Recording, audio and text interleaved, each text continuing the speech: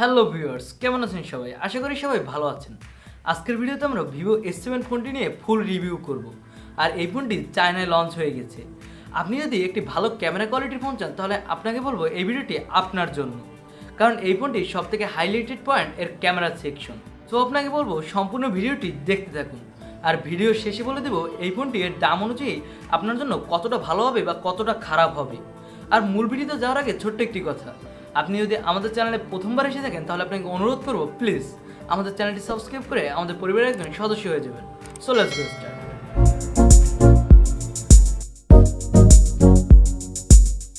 প্রথমেই এই ফোনটির ডিজাইন ও বিল্ড কোয়ালিটি নিয়ে আলোচনা করা যাক।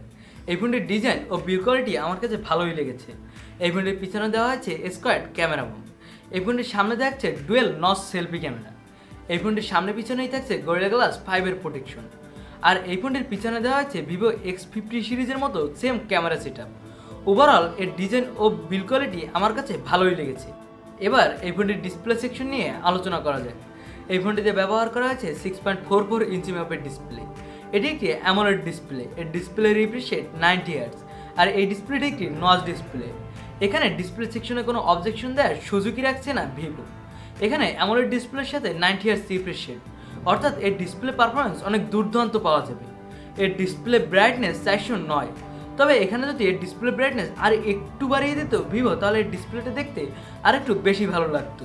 এখানে যদি ডিসপ্লে ব্রাইটনেস 450+ দিত ভিভো তাহলে ডিসপ্লেটা দেখতে আমাদের চোখে আর একটু বেশি ভালো লাগতো। তবে এই বাজেটে ডিসপ্লে সেকশন ভালোই দিয়েছে ভিভো। এবার এই ফোনটির ক্যামেরা সেকশন নিয়ে আলোচনা করা যাক। ভিভো তাদের এই ফোনটির সবথেকে ক্যামেরা সেকশনই বেশি হাইলাইট করেছে, বিশেষ করে এর সেলফি ক্যামেরা। এই ফোনটির পিছনে দেওয়া হয়েছে ভিভো X50 সিরিজের মতো সেম ক্যামেরা সেটআপ। এই ফোনটির পিছনে ব্যবহার করা হয়েছে ট্রিপল ক্যামেরা সেটআপ, যার প্রাইমারি লেন্স 64 মেগাপিক্সেলের। এটি একটি গ্যাম্বেলের মতো লেন্স। এতে করে আপনি নড়াচড়া করা অবস্থায় স্টেবিলাইজ ভিডিও রেকর্ড করতে পারবেন। এই ফোনটিতে দেওয়া হয়েছে 8 মেগাপিক্সেলের একটি আলট্রা ওয়াইড অ্যাঙ্গেল লেন্স। সর্বশেষ থাকছে 2 মেগাপিক্সেলের ডেপথ সেন্সর। তবে এই ফোনটির যেহেতু ক্যামেরা সেকশনে সবথেকে বেশি হাইলাইট করেছে ভিভো, এখানে আমার মনে হয় এখানে যদি একটি টেলিফোটো লেন্স দিত ভিভো তাহলে এর ক্যামেরা সেকশন আরও বেশি দুর্দান্ত হতো। তবে এর দামের কথা বিবেচনা করলে এর ক্যামেরা সেকশন ঠিকঠাকই দিয়েছে ভিভো।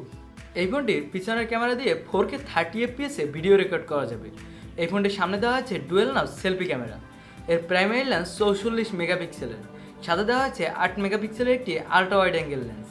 আমরা সর্বপ্রথম ওপো রেনো 3 ফোনটিতে 44 মেগাপিক্সেলের সেলফি ক্যামেরা দেখেছিলাম।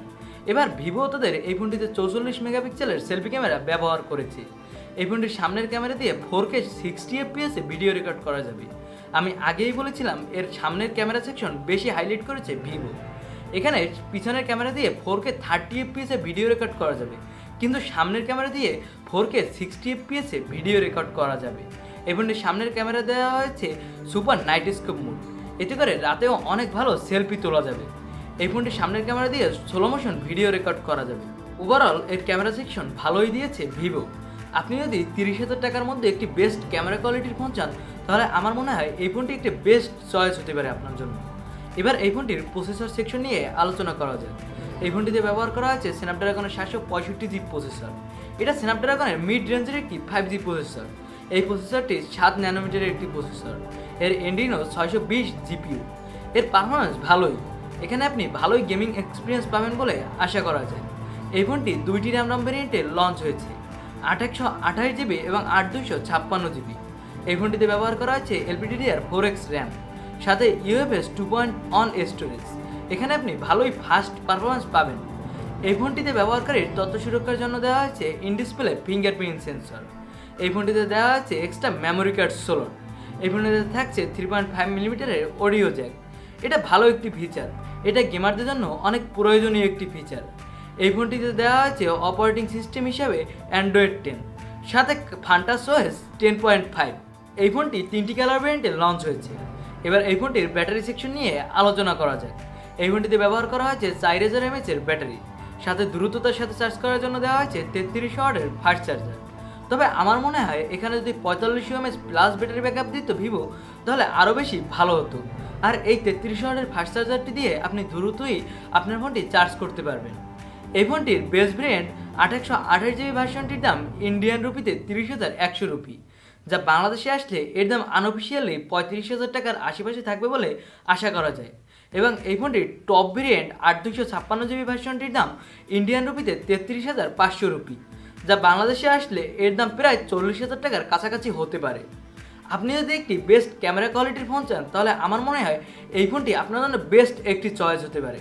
এছাড়াও আপনি যদি একটি 5G ফোন চান, বেস্ট ডিসপ্লে চান, তাহলে আমার মনে হয় এই ফোনটি আপনি এই বাজেটে নিতেই পারেন। আর এই ছিল আজকের ভিডিও।